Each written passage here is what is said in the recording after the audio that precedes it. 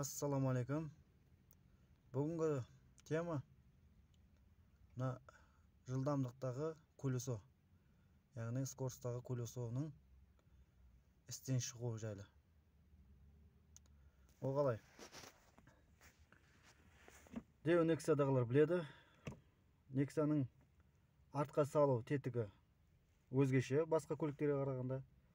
Яғни бұда колесо деп аталады. Ішкі яғни бөлшектері, жылдамдықтың бөлшектері. Мына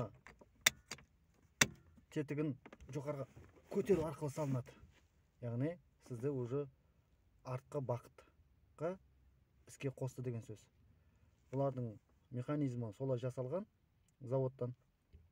Енді қараңыз, көп кездесетіні осы механизмнің істен шығуы, яғни ішкі колесо деп аталады. Кейбіреулерінде басқаша атайды. Енді менің өзім атауым, яғни салондағы жылдамдықтың колесосы, яғни скоросттың колесосы. Бұда капоттың астындағы колесо деген болады. Ол жерде қалай? Егерде сізге бірге салу қиындау болып, болмаса артқа салған кезде үшке түсіп кетті, онда капоттың астындағы колесоны тексеру керек болады. Яғни бұл жерде қалай? Бұл жерде сіздің көз жететініңіз, яғни нақты ішкі колесо кеткенге көз жететін болсаңыз, бұл яғни мына тетік жұмыс істемей қалады. Яғни кейбір Nexa'ларда бұл жоғары көтеріп қалады. Осы жабысып қалады.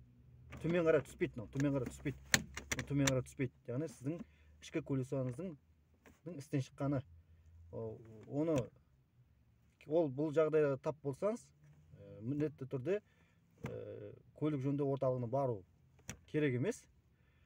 Яғни оны өзіңізді үйде отырып жасай аласыз. Өте қиын емес, өте оңай. Ешқандай тек отвертка болса ғана болса болды бір инструмент, оны өзіңізде жасай аласыз. Яғни айтқанымдай, бұл себебі бұл жабысып қалады осылай. Артқа салынбайды. Артқа салынғанда бірге түсіп кете береді. Артқа жоқ. Яғни артқа бағыт жоқ. Содан білуге болады. Мынаның істен шығу. Яғни кейбіреулерінде бұл ойнап кетеді. Яғни көтерген сияқты боласың, көтерілмейді. Төмен түсіп кете береді, төмен түсіп кете береді. Яғни бұл істен шықты. Бұны шешіп алып, іштен байлап қойып, болмаса бірдеңемен тартып қою деген жоқ. Бұл тек бұл ауысады. Мына бөлшек ауысады. Мына бөлшек ауысады. Түгелдей бөлшек ауысады. Мына жерде екі ақ ұстап тұрған крепление бар. Оны көтеріп ақ, қолмен ақ көтеріледі, шешіледі. Іштен отвертка тықсаңыз, мына ұстап тұрған нәрсе бірақ темір.